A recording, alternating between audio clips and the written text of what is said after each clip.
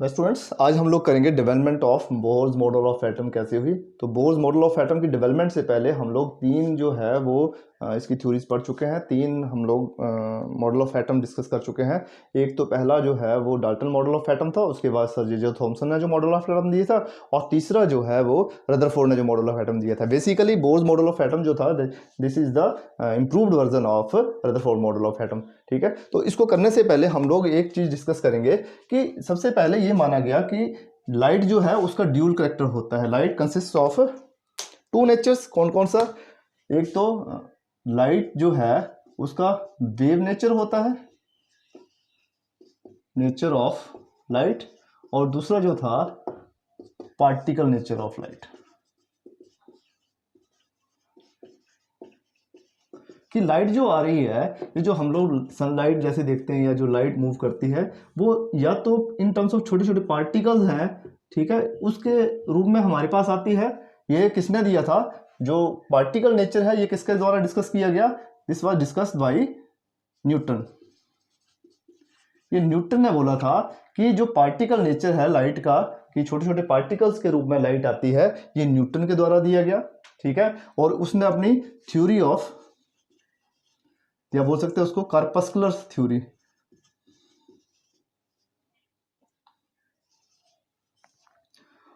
Theory of radiations या फिर light. ठीक है, और ये जो था उसके बाद वेव नेचर को डिफाइन किया गया। कार्पस्कुलर थ्योरी ऑफ लाइट में न्यूटन ने बोला कि जो जैसे कार्पस्कुलर का मतलब होता है जो छोटे छोटे कण, जैसे हम लोग ब्लड कार्पस्कल्स बोलते हैं ना, उसी तरह छोटे छोटे कण जो है उसको बोला गया कि लाइट होती है वो इन टर्म्स ऑफ कार्पस्कल्स आती है। ये किसके द्वारा बताया गया? न्यूटन के द्वारा। लेकिन जो वेव नेचर ऑफ लाइट है वो किसके द्वारा बताया गया? ये दिया था मैक्सवेल ने। तो मैक्सवेल ने क्या बोला? मैक्सवेल ने ये बोला कि जो लाइट है वो ट्रेवल आती है या हम तक पहुंचती है वो इन टर्म्स ऑफ वेव्स। तो वेव थ्योरी उसी को बोला गया, this was the wave theory of light. और वेव से इसको क्या बोला, या इसको बोलते हैं रेज, और रेज से क्या पड़ा? रेडिएशन। तो इन टर्म्स ऑफ रेडिएशन जो है वो हमारे पास आती है। लेकिन उन्होंने उस रेडिएशन को दो नाम दिए, इलेक्ट्रोमैग्नेटिक रेडिएशन। ये किसने दिया था? Electromagnetic radiation. इसका क्या मतलब हुआ? रेडिएशन कि रेडिएशन अकेली नहीं है, उसमें क्या है? इलेक्ट्रिक प्लस मैग्नेटिक, दो प्रॉपर्टीज होती हैं, इलेक्ट्रिक प्रॉपर्टी और मैग्नेटिक प्रॉपर्टी। और उसी के बेस पर मैक्सवेल ने रदरफोर्ड के मॉडल जो था दिया था एटम का, उसको भी उसने बोला था कि अगर न्यूक्लियस है और न्यूक्लियस के इर्द गिर्द अगर इलेक्ट्रॉन जो है वो रिवॉल्व करता है, जैसे इलेक्ट्रॉन जो है वो न्यूक्लियस के इर्द गिर्द और घूमता है, या फिर वो क्योंकि उसने रदरफोर्ड ने बोला था कि वो रैंडमली घूमता है, तो जाहिर सी बात है कि ये क्या होगा? ये एक्सेलरेट होगा। ठीक है ना, चेंज करेगा अपनी स्पीड, अपनी वेलोसिटी चेंज करेगा, एक्सेलरेट होगा। तो अगर एक्सेलरेट होते हैं कोई भी चार्ज पार्टिकल, मैक्सवेल ने बोला कि कोई भी चार्ज पार्टिकल अगर एक्सेलरेट होते हैं तो एक्सेलरेशन के द्वारा इलेक्ट्रिक फील्ड और मैग्नेटिक फील्ड दोनों फील्ड जनरेट होती हैं।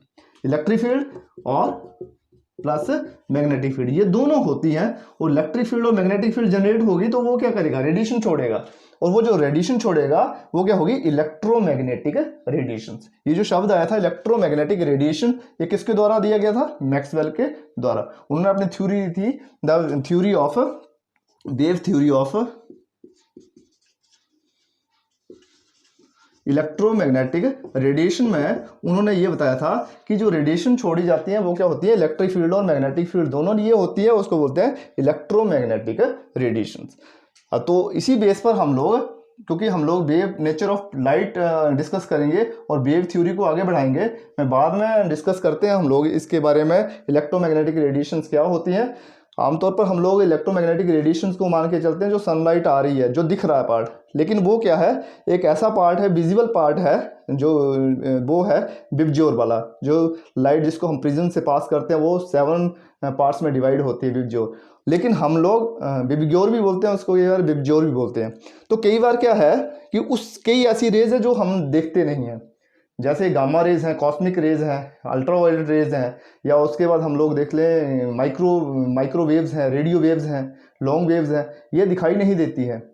हमें कौन सा पार्ट दिखाई देता है? Visible part. और विजिबल पार्ट में ऐसी वेवलेंथ होती है। अब ये वेवलेंथ क्या चीज़ है? ऐसी वेवलेंथ है जो जिसको हम लोग देख सकते हैं। बाकी की वेवलेंथ जो है उसको हम लोग वहाँ से देख नहीं सकते हैं, वो इसलिए वो हमें दिखाई नहीं देती है। तो ये वेवलेंथ क्या है, फ्रीक्वेंसी क्या होती है, एम्पलीट्यूड क्या होती है, इसको हम लोग डिस्कस करते हैं। तो चलिए सबसे पहले जो हम लोग डिस्कस करेंगे उसको हम लोग वेव मोशन, उसको हम लोग डिस्कस करेंगे। सबसे पहले हम डिस्कस करते हैं वेव मोशन को।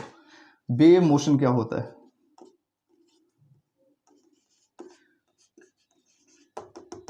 सिंपल सी बात है कि वेव मोशन क्या है। हमने कई बार जो है पॉन्ड है, अगर खड़ा पानी है और उसमें पत्थर डालते हैं तो क्या वहां रिपल्स होते हैं, वेव ऐसे उठती है, ठीक है। और waves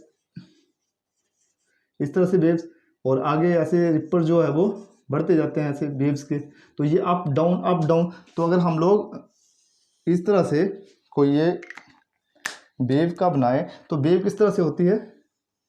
up down up and down. तो इस तरह से वेव मोशन करती है। एक तरह से एनर्जी को यहाँ से एक जगह से दूसरी ओर एनर्जी का ट्रांसफर होता है, ठीक है।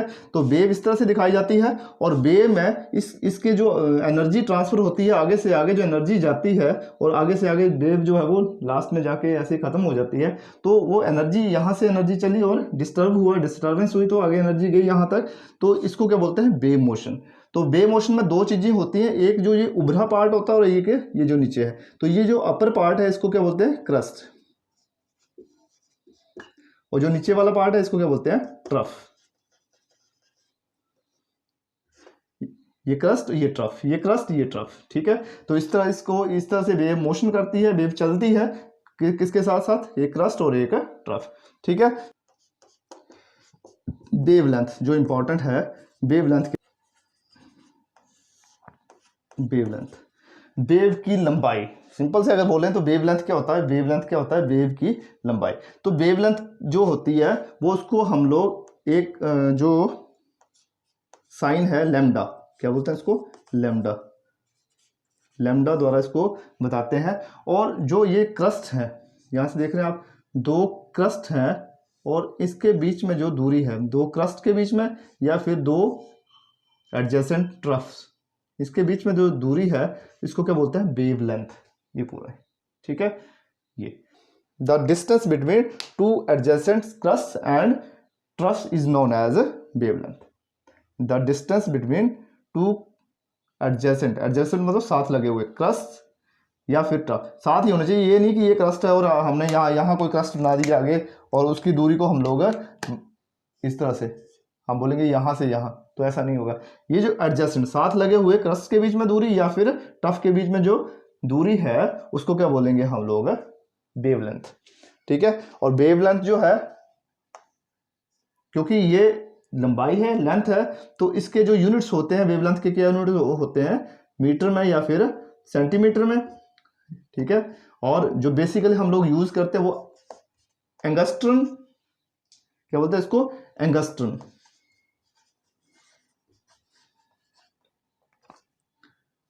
एंगस्ट्रॉन, ठीक है। इसके यूनिट क्या होते हैं? एंगस्ट्रॉन। और एंगस्ट्रॉन जो होता है वो, क्योंकि ये बहुत छोटा यूनिट है, अब क्योंकि ये जो वेवलेंथ है, छोटी छोटी जो वेव्स है, अगर हम लोग इलेक्ट्रोमैग्नेटिक रेडिएशंस की बात कर रहे हैं तो ये जो एंगस्ट्रॉन है उसकी वैल्यू कितनी होती है? एक एंगस्ट्रॉन हम बोले तो कितना होता है? ये 10⁻⁻10 मीटर, या फिर 1 angstrom is 10⁻⁻8 in terms of centimetre, या फिर इसको बोलते हैं 0.1 नैनोमीटर। तो इतना छोटा ये, क्योंकि 10⁻9 जो है -9 मीटर जो होता है वो क्या होता है? नैनोमीटर होता है।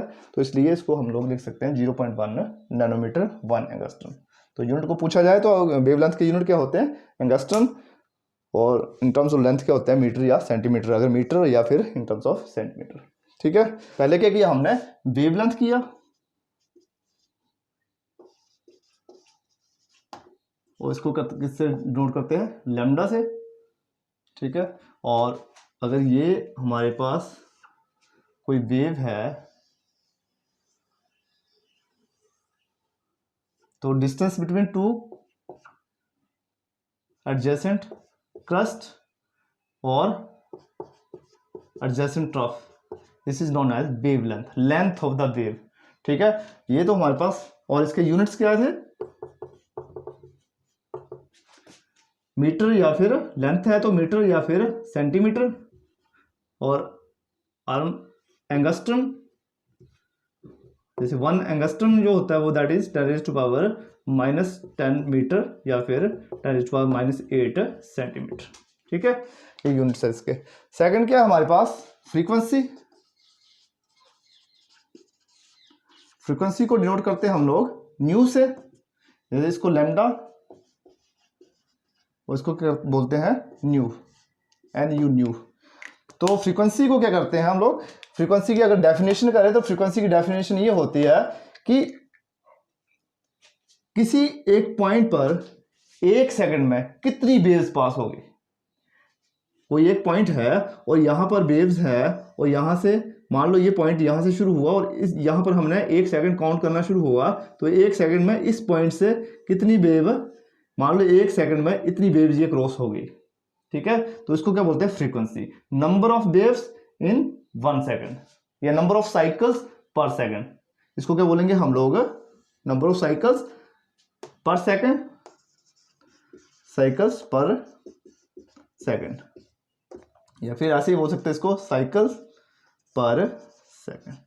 1 सेकंड में कितने साइकिल जो है वो हुए उसको क्या बोलते हैं हम लोग, फ्रीक्वेंसी। फ्रीक्वेंसी यहां से एक चीज देख रहे हैं आप लोग कि फ्रीक्वेंसी जो है वो that is basically frequency nu होती है, और this is inversely proportional to wavelength. कैसे हुआ, देखिए यहां से मान लो हमारे 1 सेकंड में यहां से यहां जो है वो 1 सेकंड में इतनी वेव्स आई। अच्छा, यहां ये वेव्स आई। दूसरा हम लोग बोले कि यहां से यहां 1 सेकंड अगर टाइम होता है और यहां पर हमारे पास कितनी है, यहां पर 1 सेकंड में एक वेवलेंथ कहां से काउंट करेंगे हम लोग। सबसे पहली बात है कि यहां पर नंबर ऑफ, यहां पर बात हुई है साइकिल्स, तो साइकिल कौन सा होगा, यहां से चले आप यहां और ये, this is 1 cycle, 1 crust and 1 trough. तो साइकिल क्या होगा basically, 1 crust and plus 1 trough, ये क्या होगा, 1 साइकिल। तो यहां कितने साइकिल हुए, 1 2 3 4 5। ठीक है, एक यहां 2 3 4 और ये यहां 5, तो यहां तक बोलें तो 5 साइकिल्स। ठीक है, और यहां कितने हुए, ये 1 क्रस्ट 1 ट्रफ 1 साइकिल। ठीक है, तो ये और ये अगर यहां कर दें हम लोग तो 2 साइकिल्स। ठीक है, अब टाइम जो है वो दोनों में कितना है, यहां भी टाइम कितना लगा है 1 सेकंड, और यहां भी कितना टाइम है 1 सेकंड में। तो जो हमारे पास फ्रीक्वेंसी है या फिर हम लोग वेवलेंथ, यहां पर वेवलेंथ कितनी है, ये लैम्डा, और यहां पर वेवलेंथ क्या हुई, यहां से क्रस्ट और ट्रफ्स के बीच में जो डिस्टेंस हुआ दैट इज लैम्डा। यहां पर देखो लेंथ जो है स्मॉल है, फ्रीक्वेंसी ज्यादा है, 1 2 3 4 5, या फ्रीक्वेंसी नंबर ऑफ साइकिल्स पर सेकंड जो है वो ज्यादा है, या नंबर ऑफ साइकिल्स पर सेकंड जो है वो कम है। तो फ्रीक्वेंसी जो है इनवर्सली प्रोपोर्शनल हुई, हम बोल सकते हैं कि या फिर wavelength is inversely proportional to frequency, कि वेवलेंथ ज्यादा है तो फ्रीक्वेंसी कम है। इनवर्सली प्रोपोर्शनल का ये मतलब होता है ये ज्यादा है तो ये कम है, ये कम है तो ये ज्यादा है। यहां पर वेवलेंथ कम है, ज्यादा है, वेवलेंथ ज्यादा है तो फ्रीक्वेंसी क्या है, कम है, नंबर ऑफ साइकिल्स पर सेकंड कम है। और यहां पर क्या है, वेवलेंथ जो है वो कम है तो फ्रीक्वेंसी ज्यादा है, नंबर ऑफ साइकिल्स पर सेकंड जो है वो ज्यादा है। तो इस तरह से इनवर्सली प्रोपोर्शनल होती है। और इसको प्रोपोर्शनलिटी को अगर खत्म करना हो तो हम बोल सकते हैं कि lambda is equal to c by nu, c by nu, या ऐसे बोल सकते हैं कि nu is equal to c by lambda. जो फ्रीक्वेंसी होती है वो c, where c is velocity of light. इसको डिस्कस करते हैं हम लोग। वेलोसिटी ऑफ लाइट क्या होती है कि लाइट की स्पीड, जितनी भी इलेक्ट्रोमैग्नेटिक रेडिएशंस है उनकी स्पीड जो होती है वो एक जैसी होती है और कांस्टेंट वैल्यू होती है उसकी। कितनी होती है speed of light electromagnetic radiations की, 3 × 10⁸ मीटर पर सेकंड। ठीक है, 1 सेकंड में इतनी स्पीड होती है लाइट की। ठीक है, तो ये कांस्टेंट वैल्यू है, तो nu is equal to c by lambda. ठीक है, तो ये क्या आ गई, frequency of electromagnetic radiation. Frequency, units of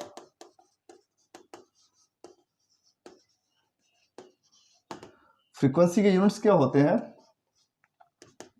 क्योंकि साइकिल्स पर सेकंड है ये, तो साइकिल्स पर सेकंड या फिर साइकिल सेकंड, इसको बोला जाता है हर्ट्ज। आपने सुना होगा ये रेडियो स्टेशन जो पकड़ते हैं, रेडियो स्टेशन पे दिया होता है कितनी फ्रिक्वेंसी की है, 10 मेगाहर्ट्ज, 20 मेगाहर्ट्ज। तो ये जो हर्ट्ज है ये क्या है, नंबर ऑफ साइकिल, एक सेकंड में कितने साइकिल जो है वो वेव में कितने नंबर ऑफ साइकिल जो है वो एक सेकंड में अटेन की है, उसको क्या बोलते हैं, हर्ट्ज। ठीक है ना। अगर मान लो यहाँ पर एक साइकिल नंबर 1 एक, ये 2, ये 3 और ये 4, तो हम बोलेंगे दिस इज 4 हर्ट्ज। ठीक है, या फिर 4 Hz। ठीक है। अगर मान लो यहाँ पर 1 2, तो हम बोलेंगे इसको 2 हर्ट्ज। तो एक सेकंड में, लेकिन ये किस में होना चाहिए, 1 सेकंड, इन 1 सेकंड। एक सेकंड में अगर 4 बार ये ऑसिलेट करी है तो इसको क्या बोलेंगे हम लोग, 4 हर्ट्ज। और अगर 2 बार तो इसको बोलेंगे 2 हर्ट्ज। ठीक है। तो these are the units of frequency. चलिए आगे हम लोग करते हैं, एक और है एम्पलीट्यूड।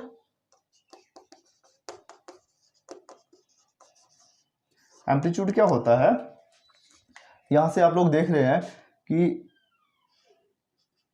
हाइट जो है, वेव की जो हाइट है उसको क्या बोला जाता है, कितनी वेव ऊंची गई है। ठीक है, इसको क्या बोलेंगे, उसकी एम्पलीट्यूड ऑफ वेव। ठीक है। तो इलेक्ट्रोमैग्नेटिक रेडिएशन में कोई वेव जो है वो कितनी हाइट उसने अटेन करी है, अगर कम करी है तो जैसे ये अगर कम करी तो मान लो इसकी एम्पलीट्यूड कम है। ठीक है। और अगर ज़्यादा है तो इसको बोलेंगे हम लोग इसकी एम्पलीट्यूड क्या है, ज़्यादा है। ठीक है। तो amplitude is the height of wave या फिर और इलेक्ट्रोमैग्नेटिक रेडिएशन। ठीक है। आगे चले हम लोग डिस्कस करते हैं। तो चलिए स्टूडेंट्स हम लोग डिस्कस करते हैं what is wave number. Wave number is the number of wavelength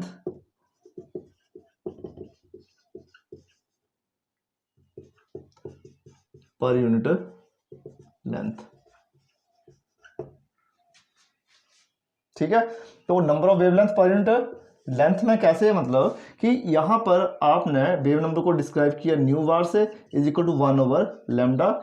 इसको कैसे करते हैं हम लोग कि ये एक हमारे पास वेव है और ये किसमें पर यूनिट लेंथ, मतलब मान लो हमारे पास ये 1 मीटर है, ये डिस्टेंस कितना है, दिस इज 1 मीटर डिस्टेंस। और 1 मीटर डिस्टेंस में हमारे पास वेवलेंथ कितनी आई, ये 1 2 3 4। और यहाँ पर एक और है, दूसरी वेव लेते हैं हम लोग, वो भी कितना 1 मीटर में, लेकिन हमारे पास अब इसकी फ्रिक्वेंसी जो है वो ज़्यादा है। ठीक है। ये डिस्टेंस कितना है, 1 मीटर डिस्टेंस ही है, ये डिस्टेंस कितना है, ये 1 मीटर। लेकिन यहाँ पर देखो 1 मीटर डिस्टेंस में नंबर ऑफ वेव जो है वो ज़्यादा हो गई। नंबर ऑफ वेव ज़्यादा हो गई तो वेवलेंथ देखो ये कम हो गई। पहले वेवलेंथ क्या है, ज़्यादा है, डिस्टेंस ज़्यादा है इसका, और ये क्या हो गई, कम। ठीक है। तो अगर नंबर ऑफ वेव ज़्यादा होगी, 1 मीटर नंबर ऑफ वेव ज़्यादा होगी तो वेवलेंथ कम होगी। अगर ये नंबर ऑफ वेव जो है वो कम हुई तो वेवलेंथ क्या होगी, ज़्यादा। तो ये भी एक दूसरे के क्या है, इन्वर्स होती है। ठीक है। तो number of wavelength per unit length. ठीक है।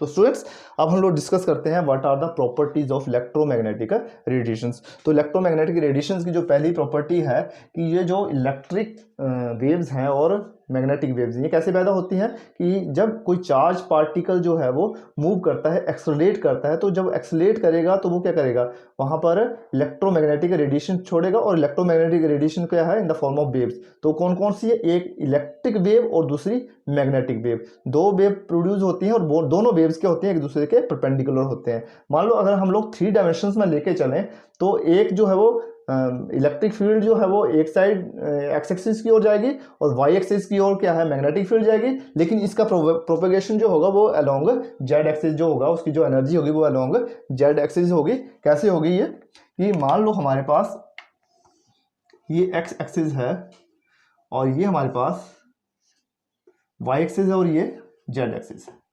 हमें पता 3D में 3 तरह के एक्सिस हम लोग लेके चलते हैं और दिस इज वाई एक्सिस।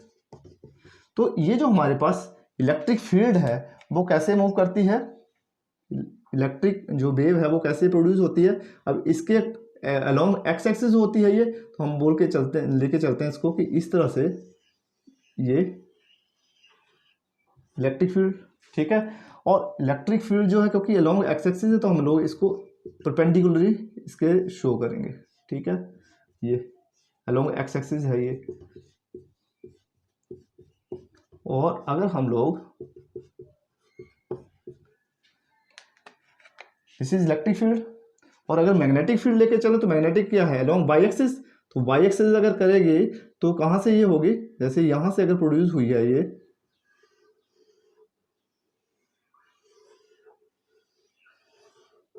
क्योंकि ये किस साइड का है अलोंग जेड एक्सिस, ठीक है, इस साइड को है ये,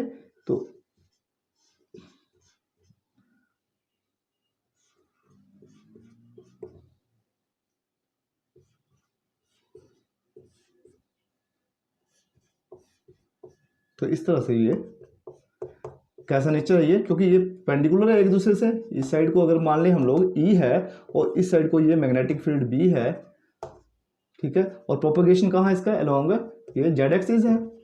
वेलोसिटी इसकी जो है इस साइड को है, इस साइड को मूव कर रही है, लेकिन दोनों एक दूसरे से क्या है ये परपेंडिकुलर है, ठीक है। ये वेव्स क्या है, अगर एक इस साइड को मूव कर रही है, अगर इस ऑफ प्रोपगेशन हो रही है तो दूसरी क्या है इसके बिल्कुल 90 डिग्री पे दूसरी प्रोपोगेशन हो रही है। तो इसीलिए इसको क्या बोला जाता है कि electromagnetic rays, these electromagnetic rays जो है रेडिएशंस प्रोपेगेट परपेंडिकुलर टू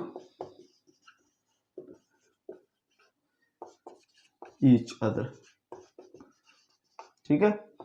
दूसरा क्या है, दूसरी प्रॉपर्टी क्या है इसकी, जो सेकंड प्रॉपर्टी है वो क्या है कि इलेक्ट्रोमैग्नेटिक रेडिएशन के लिए चलने के लिए किसी माध्यम की जरूरत नहीं होती है। जैसे हम लोग देखें कि हम लोग साउंड वेव एक दूसरे से बात कर रहे हैं तो दूसरे तक आवाज़ तभी पहुंचेगी जब हम लोग जो हवा के द्वारा बात कर रहे हैं, मतलब हवा के द्वारा जो है हमारी बात दूसरे तक पहुंचती है, साउंड वेव चलती हैं। लेकिन अगर हम वैक्यूम में हों जहां से हवा निकाल दी जाए, ऐसे चैम्बर से हवा निकाल दी जाए और हम बात करें तो दूसरे आदमी को बात सुनाई नहीं देगी, क्योंकि आवाज़ को ट्रैवल करने के लिए, साउंड को ट्रैवल करने के लिए मीडियम चाहिए, और मीडियम क्या होता है एयर। लेकिन बिना एयर के भी जो इलेक्ट्रोमैग्नेटिक रेडिएशन है वो मूव कर सकती है, वैक्यूम में मूव कर सकती हैं, ठीक है। तो electromagnetic radiation require no medium for propagation, ठीक है ना। चलने के लिए इसको कोई किसी मीडियम की आवश्यकता नहीं होती है। ये जो थर्ड पार्ट है इसका वो डिस्कस करते हैं कि थर्ड पार्ट में जो हम लोग देखते हैं बेसिकल जो सनलाइट आती है हम लोग उसको इलेक्ट्रोमैग्नेटिक रेडिएशन बोलते हैं, लेकिन वो पार्ट जो है वो विजिबल पार्ट है।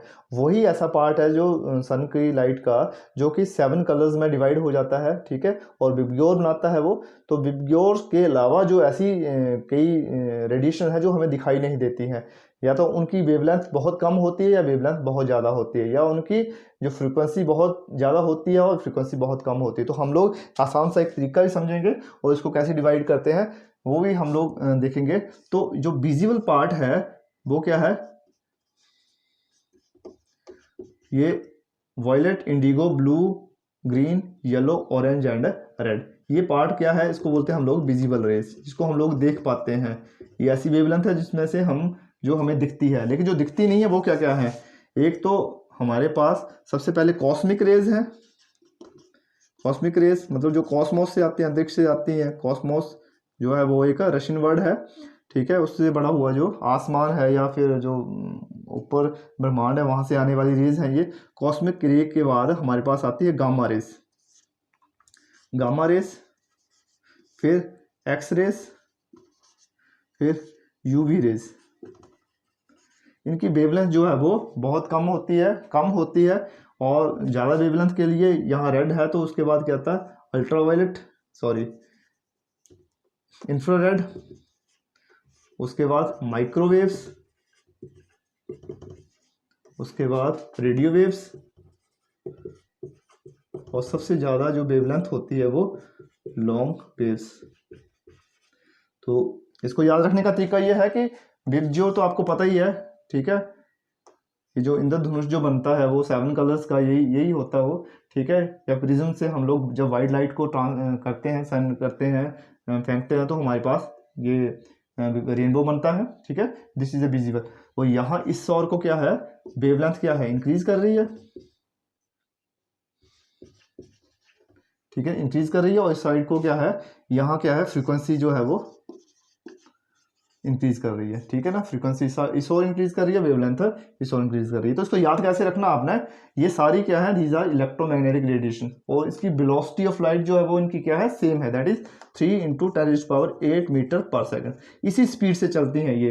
कोई भी जो इलेक्ट्रोमैग्नेटिक रेडिएशन है उसकी स्पीड जो है, स्पीड ऑफ लाइट क्या है, वो सेम है, 3 × 10⁸ मीटर पर सेकंड, ठीक है, इन वैक्यूम।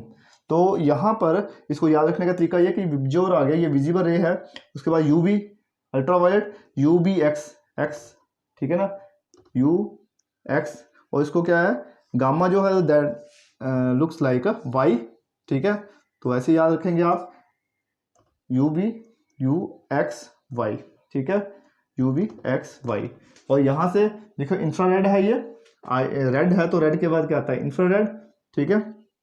और उसके बाद यहाँ पर लॉन्ग वेव्स और माइक्रोवेव्स छोटी वेव्स, और लॉन्ग वेव्स बड़ी वेव्स, और इन दोनों के बीच में क्या आ गए, रेडियो वेव्स, ठीक है।